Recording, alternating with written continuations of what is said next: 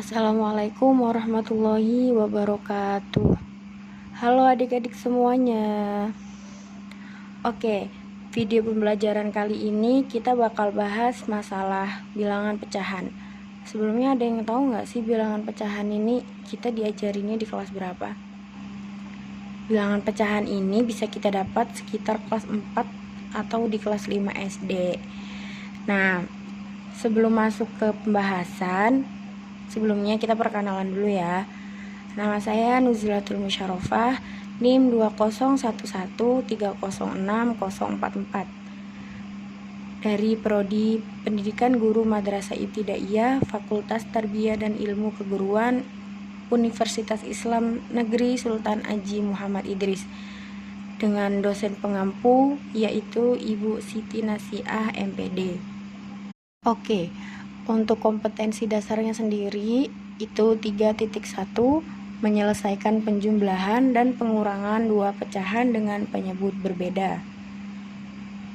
Kemudian masuk ke tujuan pembelajarannya, yakni yang pertama, mahasiswa mampu menyelesaikan masalah sehari-hari yang berkaitan dengan penjumlahan bilangan pecahan.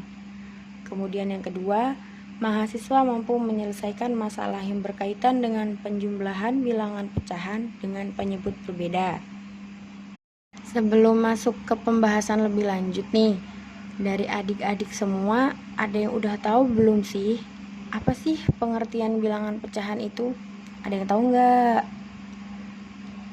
Oke, kita bahas ini dulu ya. Pengertian bilangan pecahan. Pecahan adalah bagian dari satu keseluruhan dari suatu kuantitas tertentu. Pecahan atau dalam bahasa Inggris bernama fraction berasal dari bahasa Latin fractus yang artinya rusak. Bentuk bilangan pecahan ini sendiri biasanya dituliskan dengan A per B.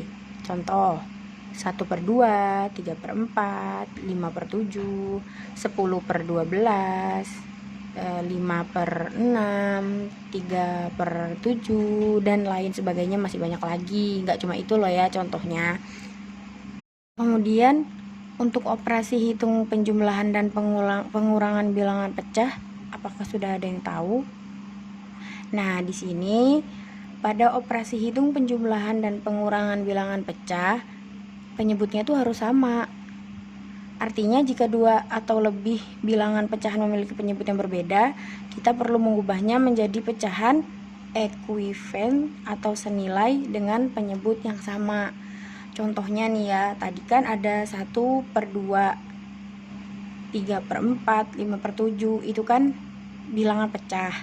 Nah, kalau penjumlahan dan pengurangan bilangan pecah, itu tuh pengoperasiannya penyebutnya itu harus yang sama. Nah, penyebutnya itu yang mana sih? Penyebutnya itu yang ada di bawah. Contohnya 1/2, berarti penyebutnya berapa? 2. Contohnya lagi 3/4, berarti penyebutnya berapa? 4. Nah, kalau kita mau melakukan operasi hitung penjumlahan dan pengurangan bilangan pecah, maka penyebutnya itu harus sama, tidak boleh berbeda. Jika berbeda, maka kita harus menjadikannya sama dulu, senilai dulu, baru kita bisa jumlahkan dan kurangkan. Sekarang kita masuk ke contoh soal dan cara penyelesaiannya. Bagaimana sih cara menghitung bilangan pecah itu? Sebelum kita masuk ke penjumlahan dan pengurangan pecahan yang berbeda penyebutnya, kita juga harus sudah tahu nih gimana sih cara menjumlahkan dan mengurangkan bilangan pecah yang biasa, yang penyebutnya ini sama. Jadi kita tuh harus tahu, itu tuh basic gitu. Oke, yang pertama contoh ya. Sudah bisa kan kelihatan tuh di gambar ada 1/5 ditambah 3/5. Kenapa kok bisa hasilnya 4/5? Gampang, soalnya karena penyebutnya sudah sama. Penyebut itu yang di bawahnya 5 itu penyebutnya. Nah, karena penyebutnya sudah sama, jadi penyebutnya kita pindah.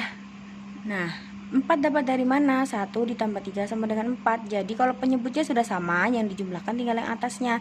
Jadi hasil dari 1/5 ditambah 3/5 adalah 4/5. Kemudian kita ke pengurangan. Sama, semuanya tuh sama caranya, cuma bedanya ini dikurang.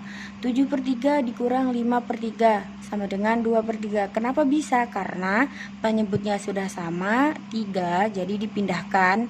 Kemudian 7 dikurang 5 hasilnya adalah 2, jadi 7/3 dikurang 5/3 sama dengan 2/3. Bagaimana? Mudah bukan? Mudah dong. Begitu seterusnya.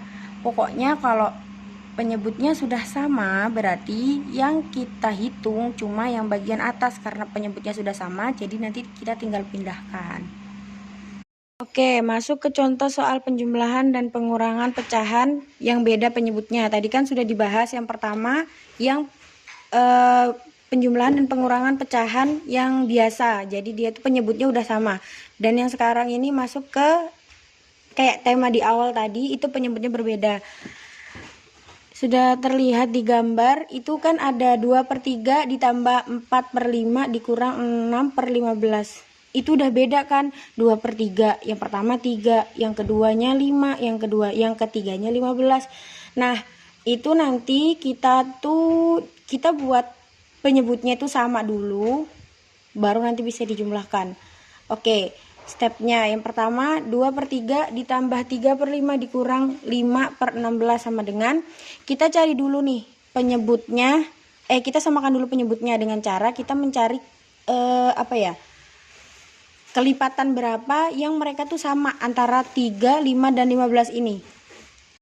Cara gampangnya tuh kayak nyari penyebut, gimana mencari penyebut yang sama itu tinggal kita kalikan aja berapa kali berapa yang nanti hasilnya dari 3 penyebut yang berbeda ini bisa sama. Contohnya kayak 3 dikali 5 nanti hasilnya 15. Nah, kalau di 5-nya sendiri dikali berapa yang hasilnya 15? Dikali 3. Kalau yang terakhir kan udah penyebutnya nih, jadi sama 15.